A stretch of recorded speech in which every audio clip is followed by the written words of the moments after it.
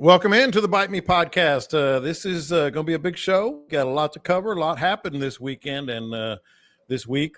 But let's get out of a couple things out of the way right now. Subscribe if you can. We got thousands of subscribers. Bite Me can be found on Podbean, iTunes, Spotify, wherever you get them. A podcast is going to be on there. And, of course, the Facebook group page, which I just got to notice. We surpassed 11,300 members, so that's very cool. And not going to bog down too much with Feeding Frenzy stuff. You know, I like to stay on task here and mix that in as much as we can.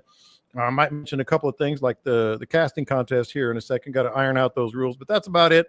You know where to go to get your RSVP, and hotel I think is still there as well as the raffle tickets. But yeah, John Lopez here, Captain Dean Thomas right there at his house, Captain Caleb McCumber, Captain Scott Null. We have the whole band back together. We're going to play the hits today. But let's get going, man. And I can't let the amazing run that Caleb McCumber has been on this week. Well, for more than just about more than a week now that you've been on. First of all, this was amazing. We were all watching it, wondering, where you were. Dean and I were talking about it. Give us the coordinates. No, just kidding. How did this all transpire? And it stayed hot for a long time. Man, it just Scott and I talked about it a little bit. It's just a series of events that all led into one big thing. We had a new moon, so it's a dark moon, and redfish will typically start hanging out around passes whenever you get this time of year. You get good tides, the green water comes in. But the one thing I was noticing now, yesterday they were eating pretty hard, but last week they weren't really eating. They were just milling about, and thousands of them just milling around about in circles. Never saw them eat. I would catch one, and every once in a while I'd throw up a ribbon fish, or every once in a while I'd see a ribbon fish come out of the water, but they weren't in the seek and destroy mode. And so Scott and I are kind of thinking that they're moving up or at least staging for spawn. I think that's what I was on to. Now, yesterday was they were smashing pogies. They were doing the stuff that we talk about in our videos on YouTube and AU and all of that. But new moon, good tides, obviously, low winds so that the beach front it and tore all to pieces, and getting in kind of in time of the year for the spawn. I mean, that's really all I can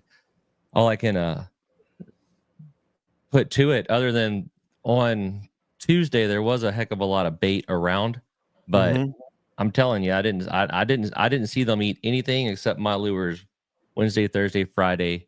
Saturday I elected to not be a part of it. And then So big fish, give us some numbers and some rundowns of what you were on. Dude, I think the final count was like 120 something fish over 20 pounds, with a little bit more than 20 of those going over 30. The ones that were bigger than the 30 to 33, 35 range, I didn't have the equipment to measure them. I couldn't even get the lip grabbers that I use, wouldn't go around them. But these were the probably on average the biggest bulls that I've seen as a group. And I guarantee you 3 or 4 of those ones that we landed had to be top 5, biggest, heaviest fish. So you're talking 40 to 45. Oh yeah. Yeah. Easily. That's amazing. Yeah, I'm sorry. I don't do length. People keep asking me length. I just do weight on them. I guess I could keep the stuff in the boat to do length, but that just takes time. You can catch another one while you're measuring him. That's right. I want to get back to you, but Scott, I'm going to start with you first. What is your theory on other than the conditions as he talked about, like why they hung around, why they stayed there, and the sheer numbers of them all? It had to be food. I mean, he might not be seeing it, but there was some food coming through there at some point on tide changes or something that was holding them in that area. And it's that time of year they're going to be around the passes for spawning. The big, huge schools are going to move and be near a pass and hit it on an incoming tide and good, strong incoming. And they're going to spawn right there, and it'll pull all the eggs and larvae up into the bays. They do it on those full moons and the dark moons because that's our biggest tides. And they'll do it around a storm. if there's a storm in the Gulf and we got a big tide push from that, they'll congregate and start spawning then. Right. And the bigger the tide, the further back into the bays and the marshes that the eggs can go and spread out. So that's why we always have, like, after a storm, the next year, 2 years later, we have a really good recruitment of baby redfish, and we watch them grow up. I've been watching this one group grow up here around here they're hitting that upper slot range now, and they're going to move out probably at the end of this year. But I've been watching them when they were, we were catching tons of 14, 15 inchers, and we were catching tons of 19 to 20s. And then this year, they were more like 24, 25s, and now they're getting into that upper slot. So when you have a really good recruitment like that, you can actually watch that year class of fish as they grow up. And Dean, what I was going to ask you, you've seen your share of groups like this. I started thinking about, the passes, the tide, everything that Caleb was talking about. But why that particular one? Was it just that's where they wound up? Because there are others coming out of the bay. You mentioned Colorado. There's others as well. I can't hear you. Excuse me. I was been battling a little congestion. I didn't want to cough into the microphone. So, but I mean, they do it at the Port A jetties. Also, we get schools of bulls that start to gather. Caleb just had, extremely perfect conditions to see them. The video, I don't know if he's posted any of that drone footage that we were privy to, but it was amazing. But it coincides. There's a crab migration. There's been free swimming crabs that are going on the outgoing tide. And if you're fortunate enough to cross paths with those and you get to spend a week with them, man, it's just amazing. I mean, we get sporadic events, nothing that dramatic here. We get some crazy schools that you'll see surfacing even between the jetties outside. But to have them just parked there for that many days, that's just as good as it gets. Yeah. To be clear, this was a one-off type thing. Could I go catch big bulls every day, 6-7 days in a row? Yes, I could. But I would have to go do different things in different areas and do a little bit more hunting. Don't get all pumped up next time the wind's down and be like, I'm gonna go figure out where Caleb was at, because I was telling customers, I'm like, look, this is as good as it gets. This isn't a common occurrence where they're just stacked right there on top of us. Where does it rank for you? That's every day. Yeah. That's every day for Caleb, man. Yeah, I'd say got to be somewhere in the top 50. Oh, get the hell out of here. Top 50. Hey, all I'm saying is whenever Captain Caleb makes a post on Facebook and says something like, hey, tomorrow could be epic, I don't use that term lightly. I know. I was like, part of me was like, ooh, that's a bold statement there, Cotton. and then the folks that took it from me called me and said, we're at the ranch in Wichita Falls, but I've been wanting to fish with you. We're headed down. I was like, 6-hour drive. I saw that. I was like, oh man, I sure hope this lasts one more day. But it did. No, I wanted to start there because, man, I can't remember the last time I saw anything remotely close to that, but it's a good sign. I mean, it's a good thing that they're there, but I wanted to get into that so quickly. I didn't even ask you guys about how everybody's been. Caleb, I know you've been out for a couple of weeks for a number of reasons, but let's get into, before we get into some other stuff. We know where you've been and how you did and what you noticed. But I did want to ask you, what was the crowds like there before I get to Dean and Scott? Did the secret get out? Man, the days I was fishing, it was very nice, but I was told there was a bit of an armada on the weekend, and it had to be people talking, because when those fish showed up, it was me and one other dude there, and we fished them, and I know I kept my mouth pretty quiet, but people drive by and see too, right? But for that amount of boats to show up on Saturday, that many people didn't drive by and see. It was, I called everybody I knew. And I want to be clear. I'm not blaming the other fella for saying something either. I just don't know how that many dang people ended up there on Saturday. It was a lot. You know, Scott, you said that. I'm always amazed. Like, and I've never really gone into what Caleb got into, you know, the last week. But I've had some weeks where I'm like on them, and I don't say anything. And if somebody asks me, I might, you know, a friend like you guys or something, but I don't say. And it boggles the mind that it just gets out there. It just gets out somehow. Someone somewhere just can't help themselves. Well, you're taking people fishing with you, and they're having too. the best day of their life, and they're going to tell their buddy, you know, whether you tell them, "Hey, man, keep this quiet," they're going to tell their buddy, their tight buddy, where you were. That buddy is probably going to tell somebody who's going to tell somebody who's going to tell somebody, and before long, it's out there. You know, only way it can, like we always said in homicide, the only way 3 people can keep a secret is if 2 of them are dead. We had a pretty good day on, I think on Wednesday or Thursday or something, and pretty well by myself. I think if not by myself. The next morning I go out there and there's a JH boat, and it's just like it putts like right to the area where I was catching them, and then power pulls down and just starts watching me. And then when I got close enough, oh dude, and I'm not mad about it. Don't take it wrong. Oh dude goes, "Hey, seen any of them bulls?" And I was like, "Oh, that's a red flag." And I texted my customers from the airport. I'm like, "Say, man, what kind of conversations you have yesterday evening? Because there's some people watching me real hard." You know, Dean, I've and this is me, not one of you guys. I'm not a professional. I've had guys follow me, you know, out of the, you know, if I posted pictures a couple of days in a row or something. I mean, people go to extremes now. They go to extremes. Well, it's the nature of the beast. I mean, look at the with the Real Housewives a couple of weeks ago. Whenever when that one took place, on I found those fish, and then there was 50 boats that found them the next day. Yeah. Man, it's just, I mean, you get 2 or 3 boats gathered up, and that attracts 5 or 6 boats. 5 or 6 attracts 10 or 12, and it exponentially increases. So, it's a busy world out there nowadays.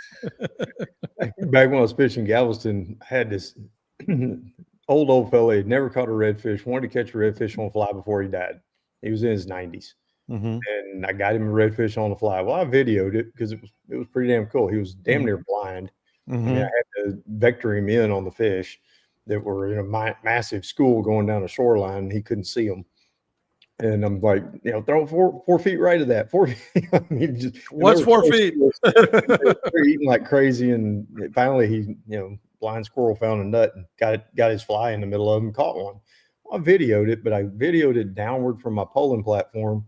So all you see was fish in the edge of the marsh and one freaking fence post. There's an old fence that ran through that back into that marsh. And you see this one fence post, and it was it was an odd fence post. It leaned, and it had a piece of barbed wire on it that was all rusted out. I swear to you, the next morning, I'm back over there hanging out because I had a lot of schools in that area. So I'm over there hanging out, waiting for the schools to pop. And this boat putters in and goes right straight to that fence post and power poles down. That dude got blocked. He got blocked on my He's serious about this story because I've heard it about 37 times. He's been pissed for years about it. Left a mark. It left a scar. Like I didn't like that guy to begin with, but we were, you know, friends on Facebook, whatever. Yeah. And then he rolls up there with 4 guys on the boat throwing popping corks at my school and fish. Well, apparently you weren't real friends. No. Yeah, that's true. That's If true. you were real friends, you'd have called him and told him to come help you. Yeah. Exactly. But the thing is, like, you know, if I'm on a school and it's a pretty big area, there's a way for 2 or 3, maybe 4 more boats to come in, and we can work those fish. There's not a way for 12 to do it that I've come up with yet, but 3 or 4. I mean, if you mind your manners and stay off. Yesterday, there was another guy on those fish before I got on them, and I just, you know, I tried to give him about 100 yards, and whenever he got on the school, I tried to get on the other side of the school so I could just kind of bump him back to him. He'd bump him back to me.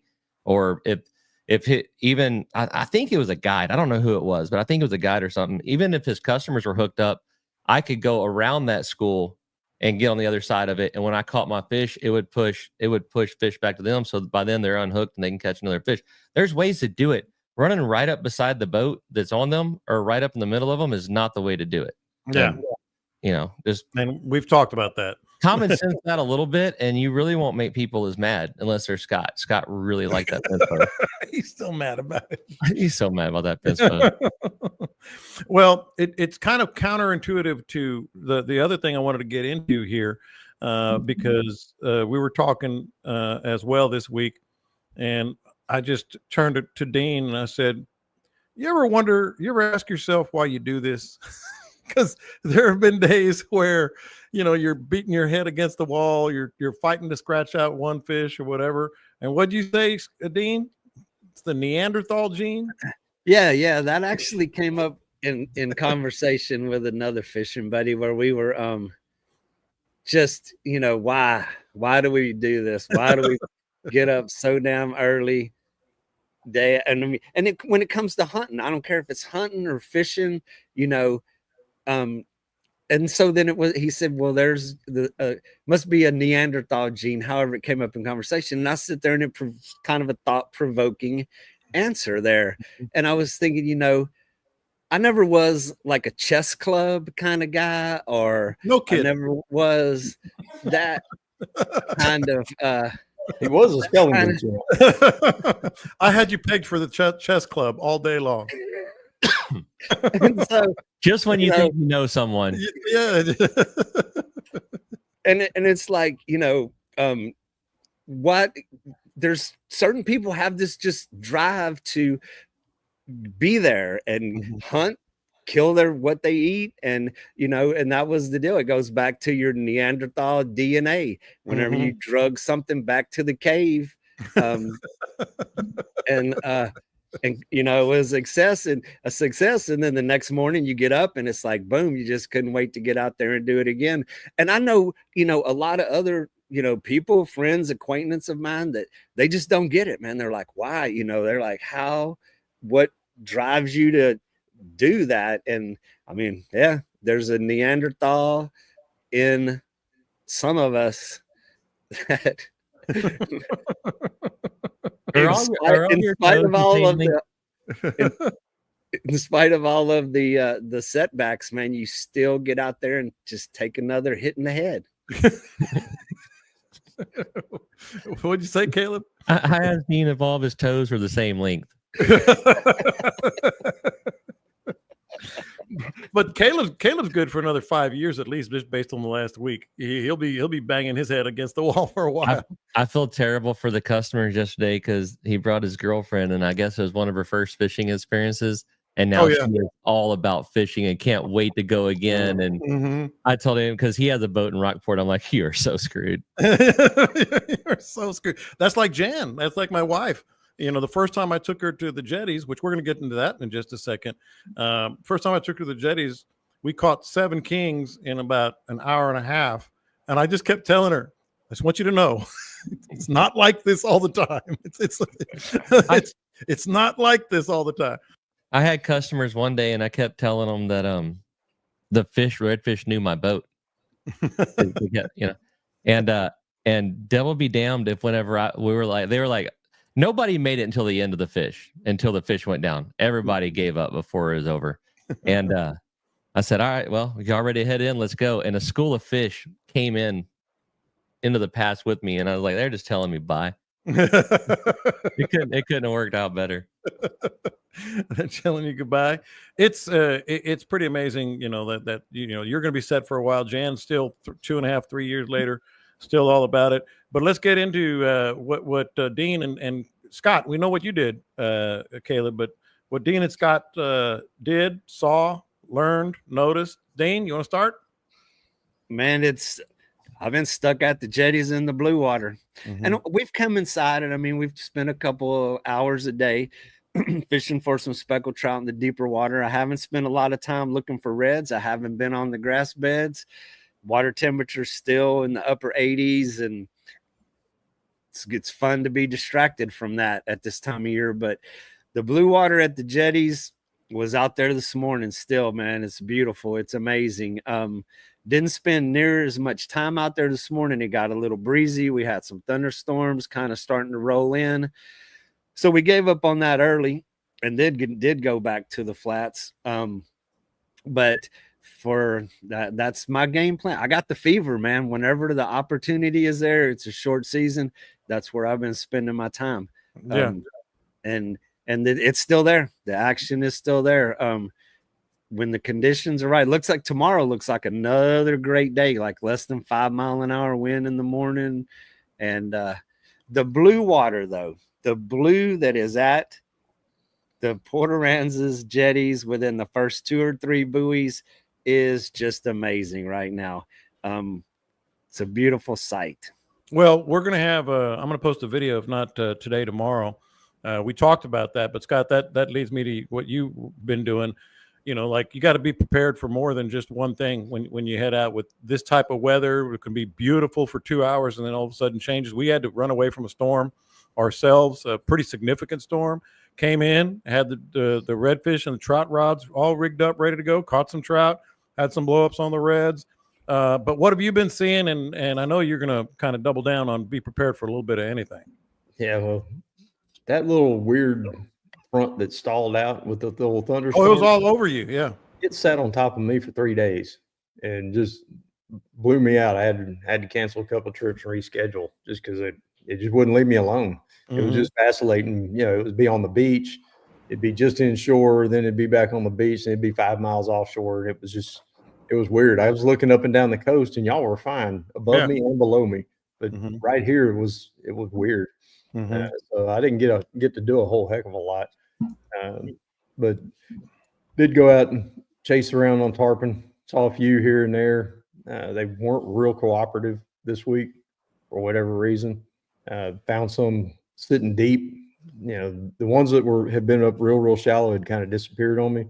I went out deeper water, just kind of scouting around, and I've got a couple of ways of finding those deep water fish. And I got on it and just kind of sat out there for a little bit and found 2 good schools, but they were sitting on bottom and I had a fly fisherman with me and they were in 35 feet of water. Yeah. So that doesn't do us a whole lot of good. We waited on them for a little bit and see if they'd come up, and they were hugging bottom. They wouldn't leave.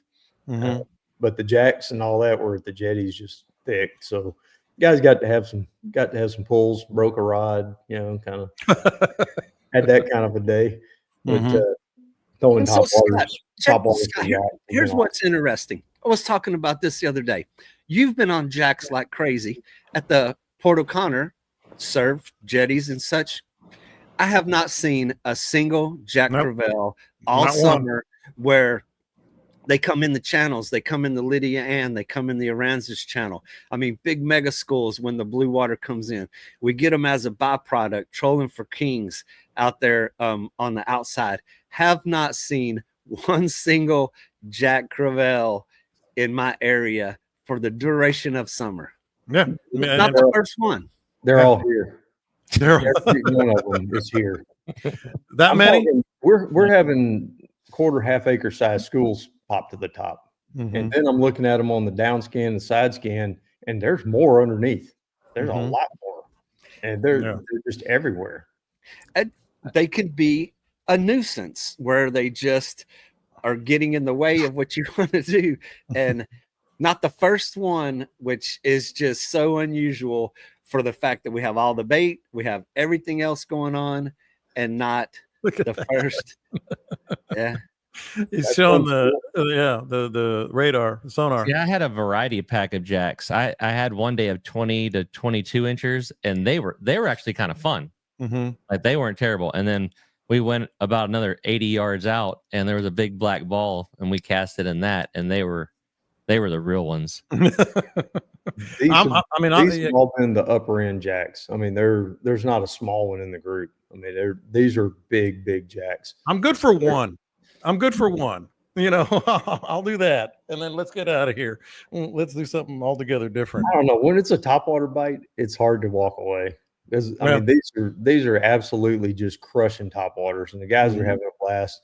5, 6, 7 fish coming up at the same time, hitting the topwater, knocking it 3 or 4 feet out of the water. As soon as it lands, they turn around and smack it again. It's kind of addictive.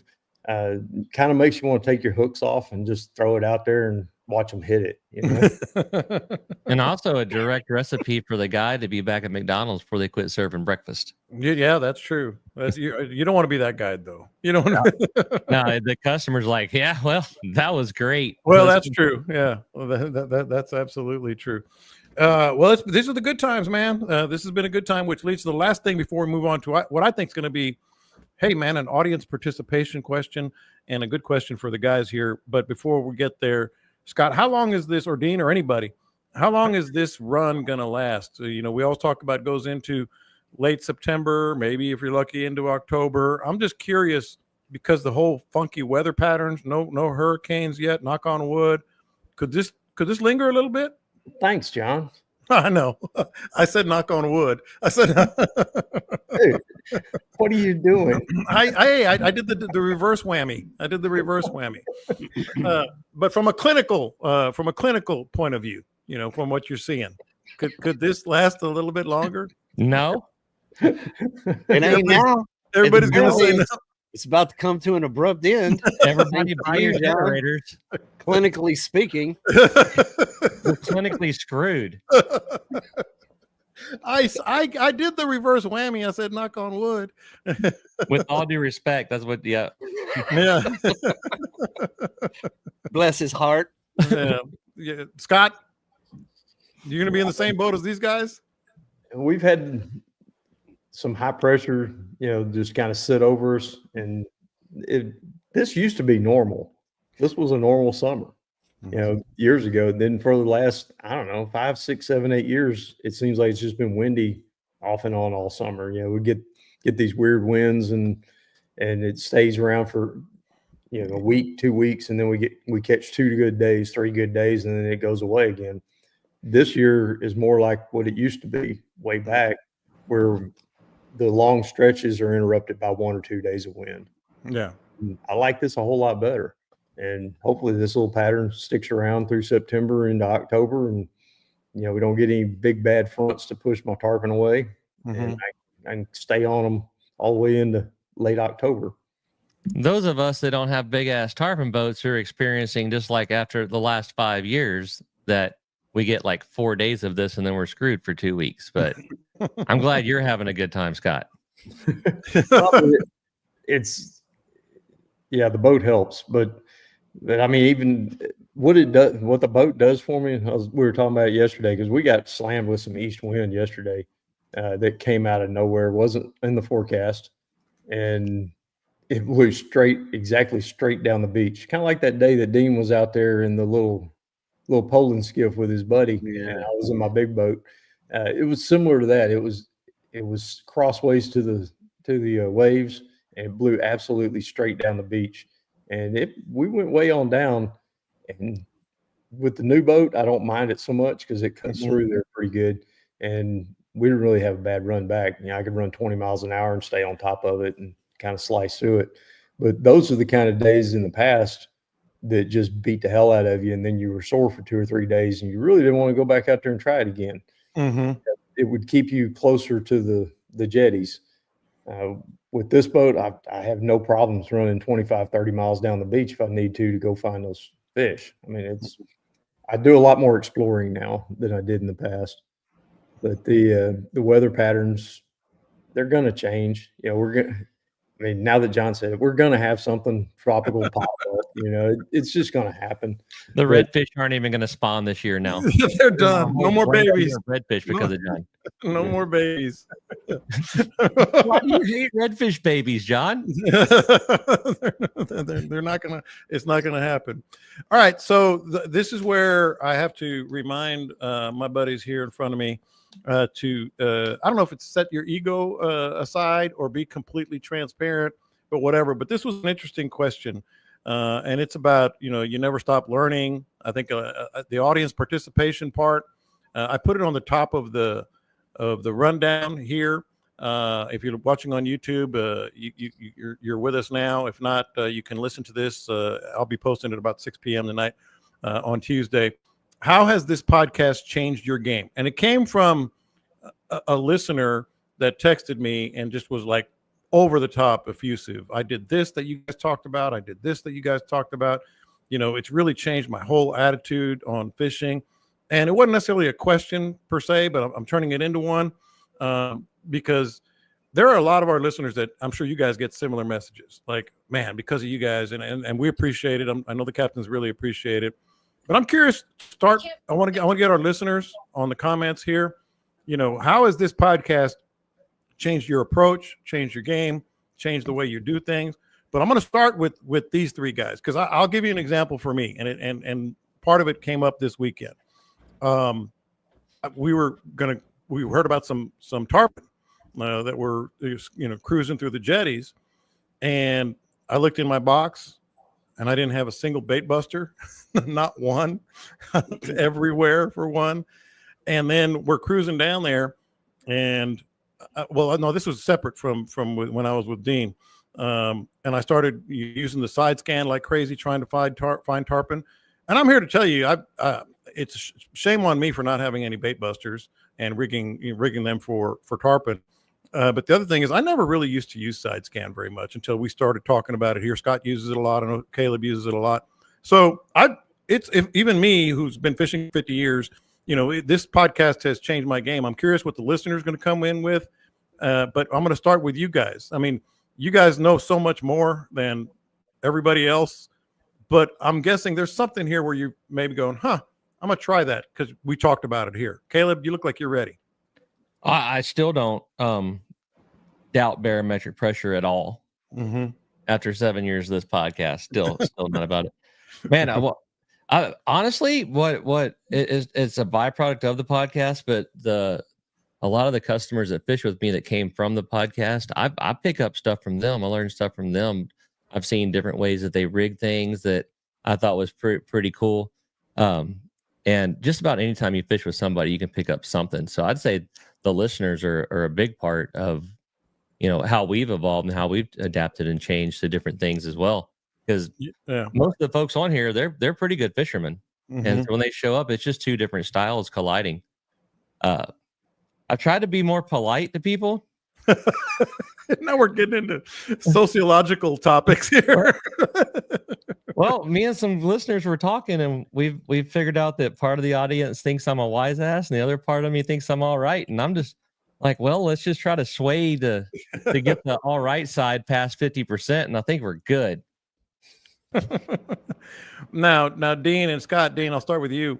You guys got 50, 60 years as well. Well, not 60, but you get a lot of time on the water, especially as professionals, combined 40 or 50 for sure. Anything where you've gone like, you know what, I've started to use this more based on our discussions with each other? Well, I've learned to wait my turn to speak, which was kind of new to me. Y'all are not participating the way I thought you would. You're really overestimating how much we pay attention to what each other says. This is true too. In order for us to wait our turn to speak, we have to just black everything out until you point at us. If we we're going to start talking. I mean, the cool byproduct of the podcast, without a doubt, is the people I've met, the relationships that have grown from it. Has been, the 25 years of guiding it's been a long evolution of people who fade in, fade out. You meet some that stay forever, some that come and go. The podcast has built a family. So here's another thing that's interesting. People that come and fish with me really do know us. They really have. They hear so many of our stories that we openly share. As I kind of forget how many people are listening to this sometimes, and it's just me and this little group of clowns I'm sitting here looking at every week, and we just kind of carry on as we normally do. But so many of those stories come back to me on the boat on a daily basis. I mean, it really is quite entertaining. Yeah. I get to hear everybody, is Caleb really as crazy as he acts on there? How do you answer that? Because I have. I'm like, no, Caleb is what he is. That's what I say. That's what I say. 100%. And they're like, why is Scott so serious all the time? And I'm like, he's just born that way. It's the rhino term. Rhinos are always serious. But yeah, so the people more than anything. And I mean, we're always sharing techniques, efforts to catch fish. That's probably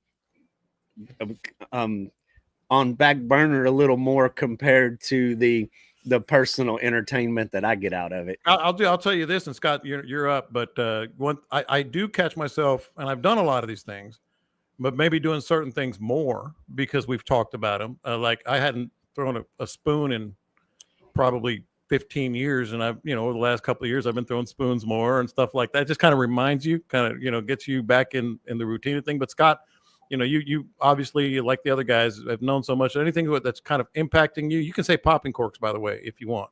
I mean, I was going to say I have completely converted over to popping corks. There you go. 100% of my game these days. We have a winner. I suck up to the host there. I've changed my game in that I'm doing more and more beachfront stuff because I realized through talking to the customers that more and more people were interested in it. I mean, I didn't think it would be that big of a deal. Yeah, I didn't think there'd be that many people, looking to go on and do that. Mm-hmm. But through the podcast, it kind of came back with all the questions and all the texts and emails and everything that I've gotten. Mm-hmm. That there's a whole lot more interest in getting outside the bays than I thought there was. Yeah. And like Dean said, just all the people I've met through this. I mean, there's a lot of them that I would not have met along the way that have become really good friends, constantly talking to them. And there's a lot of people I text with on a daily basis now that I wouldn't have known without this podcast. Yeah. And they know each other. Yeah, I mean, one of the guys I met on this podcast even talked a cop out of pursuing felony charges on me. So these are pretty good folks, if we're being honest. When was that? The damn Bite Me fundraiser last year. Oh, that's right. Yeah, I'm not leaving the parking lot this year. Oh, that reminds me. Before we get into anything else here, okay, let's iron out these rules on the casting contest. Here's what I'm thinking, but it's an open slate if you want to do it. I'm thinking 2 casts each of you guys. We're going to do a 50-50 pot. Somebody throws in $20, 10 goes to the charities, and 10 goes to the winner whose ticket we pull. Thinking 2 casts apiece at those bait buckets that we used last year. I think we still have them. If you have them, bring them, by the way. 10 feet, 20 feet, and 30 feet. Thoughts? 10. Let's do 20, 30, and 40 or something. You want to do that? Yeah, 10 is 10. God dang it, fishing pole's 10 foot long. Yeah, or maybe even like 25, 35, 45, because when you're standing on the ground, it's real hard to cast it short. At least you're off the water a little bit when you have to do it. So 25, 35, 45?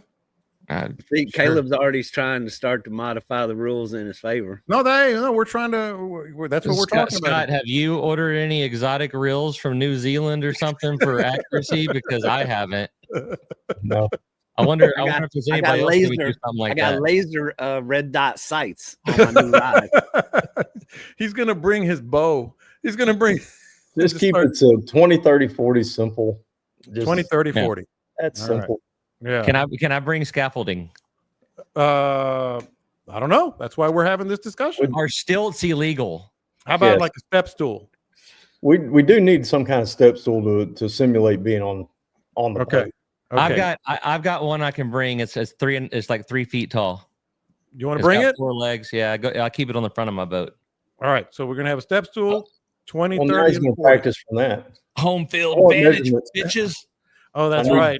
I need measurements on your. How about I just bring my boat and park it in the parking lot, and then I can cast off my own boat? We'll have boats there. Yeah, we could do it in their boats parked there. We could just do it off the deck of one of those boats that's parked. That's probably better. That's better. Yeah. I just scratched out step stool and I put the boat. So from the boat, that'll be good visuals too, man. You guys be climbing up on that boat and casting. Think we could get that trailer with the bass tank, and we can like flip at the bass that's in there and put on a microphone and talk about the lure while we're doing it. I've always wanted to do that. Well, no, we're not going to do it. 20, 30, 40 from a boat, and we'll just do that. Any other thoughts on that? We're good. You guys been practicing? No. Other than fishing? No. Are we going to have to use a particular lure? I think it'd be no 8 ounce. It's like quarter-ounce jig head or a top water. Like again, this is why we're having this discussion. So there's no complaints when we get there. What are your thoughts on the lures? One consistent one, or you bring your own? Yeah. I think it's got to be consistent. I mean, well, yeah, we all got to throw the same thing. I've got a variety of those plastic plugs that are different weights. Then they wouldn't hang in the grass. Why not just go with the PT7, same as we did last year? No. You want to do a jig head? Like it's gonna get hung up. It's gonna get hung up in the. How about a plastic of your choice with a jig head of your choice, and just cut the barb or cut the hook off? There we go. Right. So what weight? Weight of choice? Well, whatever you want to do. Plastic of your choice, jig head of your choice. Cut the barb off. We good? Go whatever. I mean, all three of us are showing up with half-ounce jig heads. It's going to be pretty fair. Maybe. And you're going to be mic'd up according to Chef Gonzo, by the way. So yeah, that I'll be up there. I'll have the microphone, no doubt about it. All right. So how about a little tip here from Captain Dean Thomas? And it starts with a kayaker, but it doesn't necessarily have to stay with a kayaker. Don't assume they see you. Dean? I got a better one than that. Don't be a dumbass.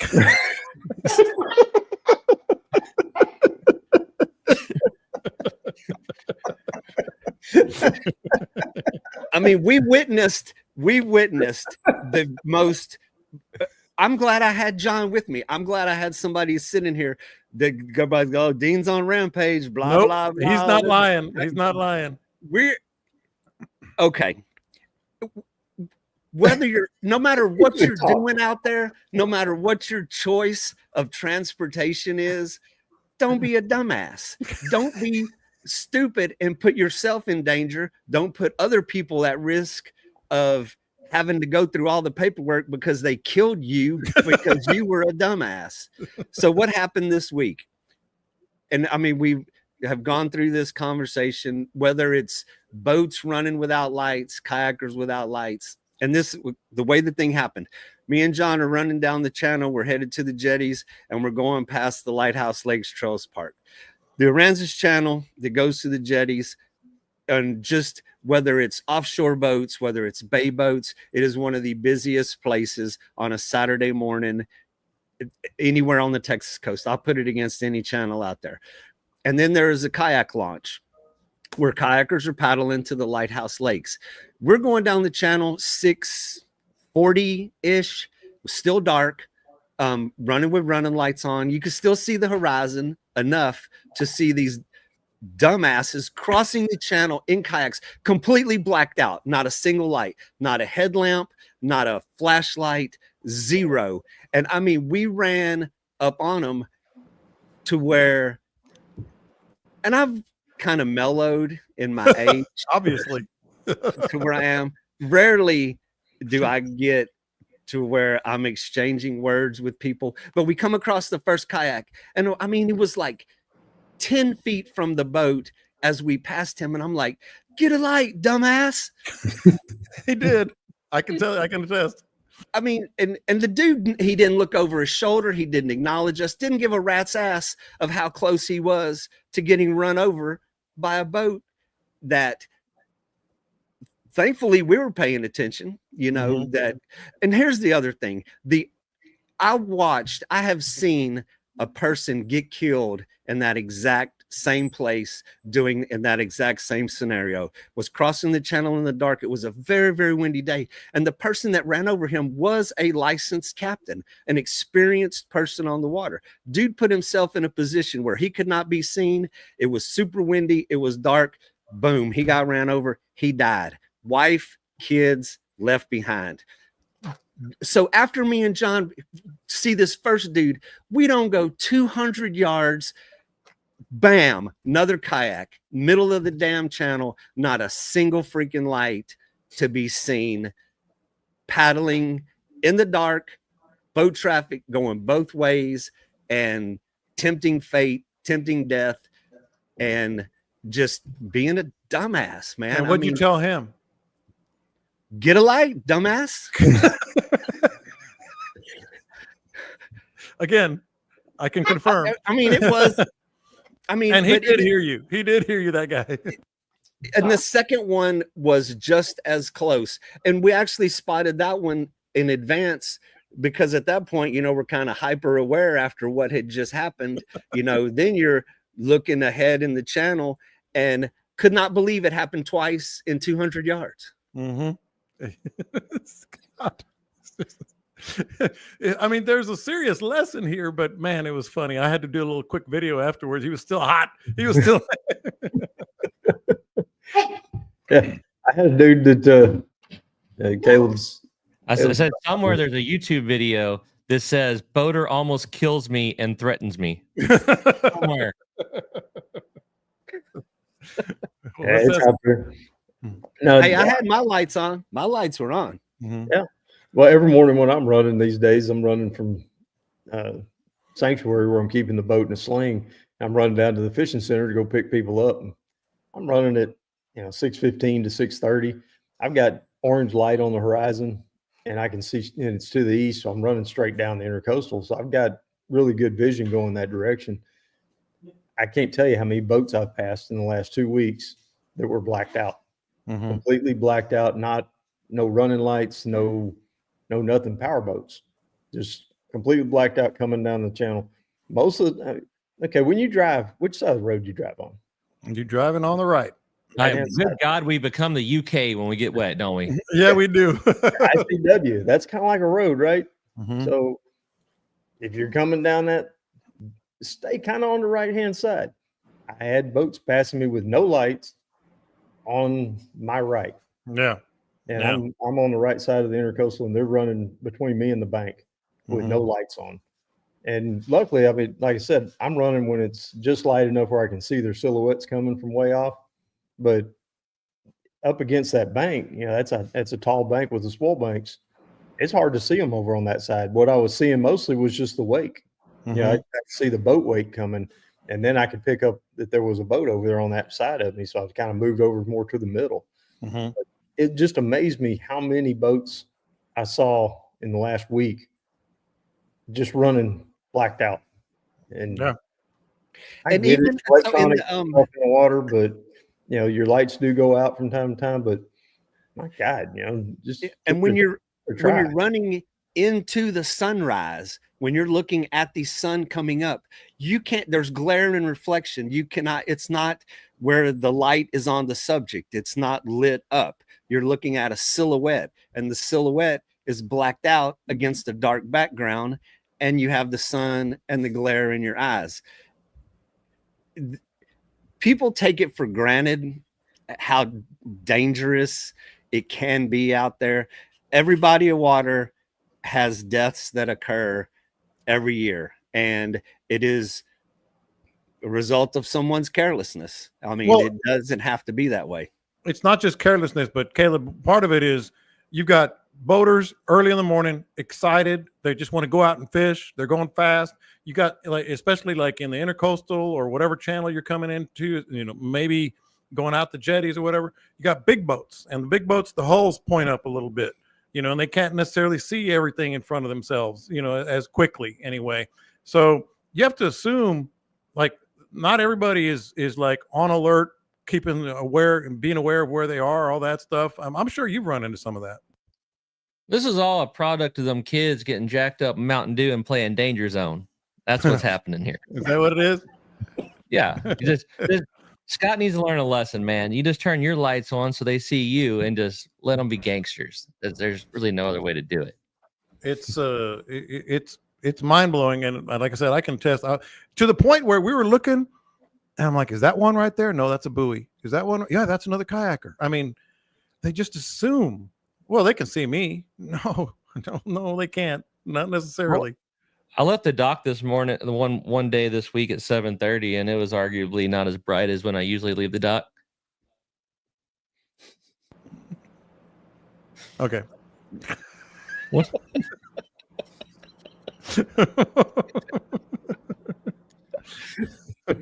On that note, but yeah, no, I mean this goes for boats too. There's a bunch of boats. Scott was talking about it. A bunch of boats that said, "Oh, they'll see me." No, man, don't make that assumption. The worst on Mitch was coming at me with one of those light bars. He had that thing turned on, running at me, coming down the channel, just bright ass light bar, and he turned it off. As he was getting close to me, he dimmed his brights. Yeah, turned it off. Well, when he turned it off, he was completely blacked out. He didn't have any other lights on that boat. Well, you knew he was coming then. You knew he was coming then. Hey, let's do this real quick. We're going to do a little quick hit with to answer a question that we got on the group page about protecting and extending the life of your hull and deck, and then I'm going to come back with some live and dead bait with a live and dead bait question.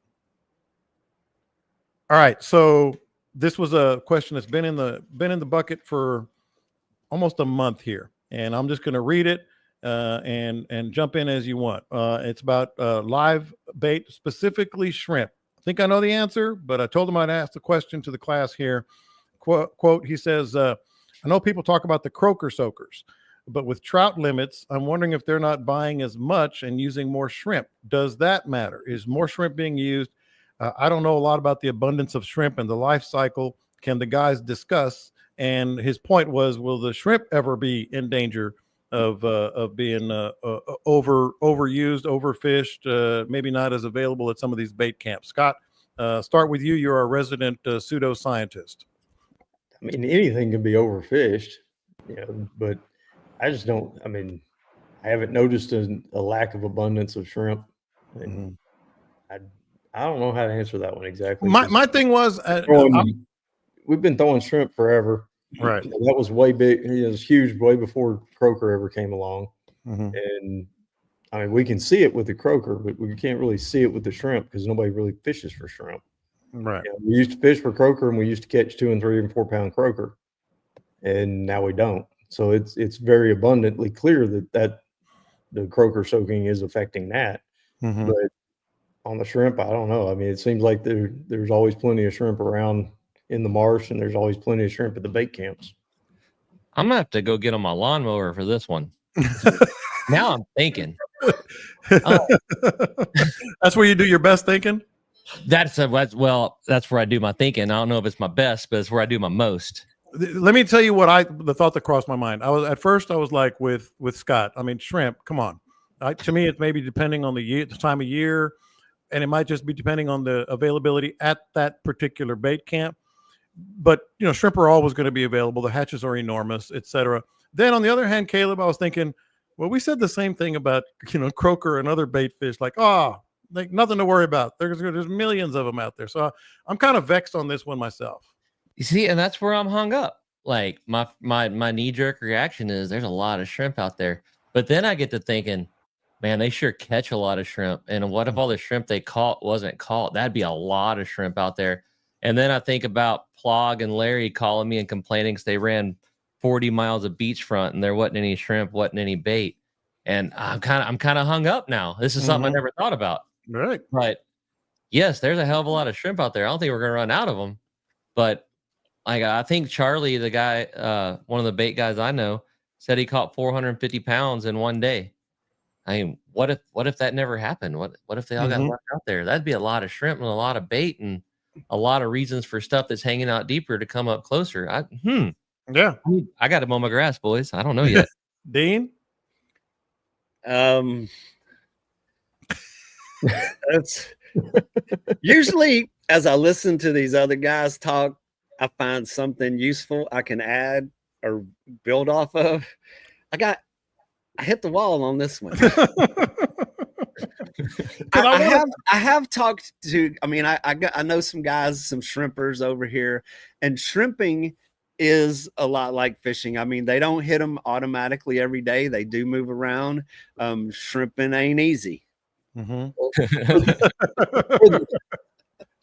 I ain't no shrimpologist, but way back in the day, younger guys don't remember this, but there were bait shrimpers everywhere. Mm-hmm. I mean, absolutely everywhere. They scraped every inch of the bottom of the bay repeatedly, day after day after day. And then we had the buyback program where they started doing what they're doing with the oyster guys now. So there was a problem at some point back then. And now it's really kind of rare to even see a shrimper in the bay. I mean, used to, you just roll out there. You didn't even have to go to the bait camp to buy shrimp. And you could pull up to a bay shrimper out there in the water, hand him $5 and he'd fill up your live well full of live kickers. And that wasn't all that unusual. But they did all the buyback programs and bought all these shrimping licenses back. And there were probably way too many shrimpers back then. And I would imagine there was some studies done that showed that the shrimp population was in decline. And I would think it stabilized once they got all those shrimpers out of the way. Yeah. Well, the other aspect of this, and I don't want to get too deep, but thought just occurred. The amount of I guess amount of grass beds, amount of grass on the shorelines, amount of the number of places where shrimp could be available, maybe has shrunk down. So I don't know. It's a good question. I thought you guys were going to have a definitive answer for me. Yeah, but who knows? Who knows? The one thing that does make sense about that is the fact that there are just more people fishing all the time. There's more people on the water. There's more boats. The population of the coast is growing. And I mean, there's a demand. There is more people buying more bait. So, I mean, it stands to reason that there is a limit somewhere.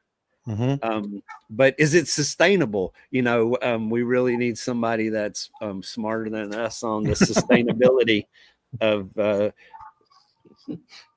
shrimping. The nearshore and the bays has to be exponentially lighter in shrimp than not. Right. But I'm no shrimpologist either. Maybe these little suckers just grow out of the ground overnight and replenish themselves. I know we put 3 in Cade's aquarium and there's no less than 700 whenever we drain the aquarium. They're pretty good at it. But oh man, I'm telling you, it's why the tarpon guys are having such a hard time finding bait in near shore. Yeah. And we still have a big fleet of bay shrimpers here around Aransas Pass. I mean, you see them every day coming in to Con Brown Harbor, to the Navigation District Marina, in Rockport at Cove Harbor. I mean, there's shrimpers that are shrimping the bays every day. I mean, there's still a pretty good fleet. And then we have the offshore, during the Gulf season, those guys are coming in pretty heavy. I mean, so there's still a lot, but there's a lot of history to the shrimping that Scott alluded to a minute ago. I mean, the shrimp were seriously depleted. I mean, Aransas Pass was the shrimp capital of the world. There were literally hundreds of shrimp boats that filled the harbor from front to back, side to side. There's historical photos of the shrimp boats and the industry that built this town, and that industry does not exist anymore. So something took place that made it collapse. Will it come back? Will it sustain what's being caught now? Pick a fishery, anyone around the world, they're all depleted. None of them are at their historic levels. Good question to whoever confused the panel here today. Yeah, how about that? See, that's why you need to DM me or message me or one of the boys and ask your questions, because I'm kind of sensing maybe there's a point where the shrimp, it becomes gonna have to outlaw popping corks, because those people are. Hey, I use plastics. I use plastics on my popping people corks. People are popping all those shrimp out there. I use shrimp. Yeah, I know you do. So Caleb, if you're going to be on your mower thinking about things, you can think about how long. This is a question I just got on my phone. how long is the Taylor Swift and Travis Kelce marriage going to last? Now that they're engaged. I was blown away that they were still together. Some girl brought it up the other day, and that's what I know about it. How the hell? Who gives a whatever? How? Why? Why is that a thing? That's America, baby. It's that's the pop culture of America. And I heard neither one of them kayaks with a light. Neither one of them. So, my answer, by the way, was 3 years and 1 kid. Is how long they're gonna last. Oh, I feel sorry for that child. That poor child. Oh my gosh. All right. You have such nice things. I hate to be that kid. Yeah. Well, they're gonna be on the focal point. What would Scott do? What would Caleb do? What would Dean do? Before we get out of here, Caleb, I'm gonna put you on the spot. You're gonna be the first one out of the barrel. Are you gonna be back out there? You think how long do you think it's gonna last? What are you gonna do? It's chopped up. I mean, I didn't even go out today because I figured it'd be a short-lived. I don't think you're getting out there in the near future. There might be maybe one day next week from what I was looking at, but no, this weekend is definitely a inside the barrier island kind of weekend from up here from what I'm looking at. Drift deep water early, wade fish early. It's summertime. Throw shrimp. What do you think, Scott? What are you going to end up doing? Well, I'm fishing Thursday. We're going to go poling. I'd like to be out there on the beachfront. Conditions are good tomorrow, but iffy on Thursday a little bit. It's going to get a little bumpy. And one of my good longtime old customers has kind of moved out of the country, and he's coming back with a friend and he wants to show him redfish. So we're going to do some poling for redfish. It'll be an early thing. Get out there as early as we can. Hopefully they'll stick around for a while. Over the weekend, I didn't even look at the weather, honestly. I skipped it because I knew I wasn't going to be here, so I didn't want to torture myself. Going back up there to Center Point in the Kerrville area. Oh, nice. They're having something for us. I don't know what, for all the volunteers who stuck around throughout the whole thing. We're going to the Center Point football game, first football game they've had since the flood. And that's really cool. Send us some pictures there. And they're saying they're going to do something at halftime. I don't know what it is. They told me, I got a call from 3 different people from up there that insisted that I come. I said, well, maybe I'll come. Maybe no, you have to come. So I don't know exactly. That's Friday night. Yeah, that'll be Friday night. So Friday Night Lights in Center Point, Texas is what. Hey, man, that's gonna be badass. Yeah, that's gonna be badass. That's gonna be a good one, man. Dean, you're gonna be versatile, I'm sure. Yeah, I wish I could control my emotions and go look for redfish at the crack of dawn, which it's kind of funny to say I wish the wind would blow a little bit to distract my attention from going outside the jetties. But well, the weekend, Saturday, 10 to 14 Saturday. Saturday's gonna be a little bumpy. I just went ahead and looked for you. Yeah. Saturday's gonna be a little bumpy. And then that's cool. Then it makes the decision-making process a little easier by eliminating an option. But I mean, the kingfish are amazing. They're there. I'm going to go look for Jack Crevalle and try to solve this mystery. It's crazy that those things are swarming so close. I haven't seen one down the coast. I haven't been up as much as you, but I haven't seen one. But the trout fishing, I mean, I've been hitting trout along the deeper water, the edges, the outside of the flats. Those have been pretty consistent. But also an early morning thing. I mean, water temperature is still way up there. Even in the Gulf, the water is 87, 88 degrees. In the channel, the flats, I mean, it's just hot. So the best opportunity for whatever you choose, the first 2 hours of the morning are usually the best. Yeah. Well, all right, boys. Scott, enjoy that, man. That's going to be cool. I'm sure it'll be a nice event that they put on. You guys catch some fish, and be sure to book our guys. Caleb, I'm still impressed by you putting yourself out there on that one trip. Some dude drove 6 hours and you still got him on some fish. That's a professional right there. That's a professional. With a popped rib. With a popped rib. And of course, Dean has has some openings here and there as well. So be sure to book them. Be sure to be sure to sign up for the podcast, to subscribe wherever you get your podcast. Don't forget to the RSVP and the raffle and the hotel. Any parting shots here for any of you guys you want to make sure you and announce? Tonight, Anybody? Me and Scott are on the AU webinar Q&As, and it's going to be near shore focused. So there we go. Both of us been out there. And I can guarantee you there's going to be some good video with that as well. All right, Anglers Anonymous tonight. You guys have a great week, great weekend. Catch them up. We will talk to you next time.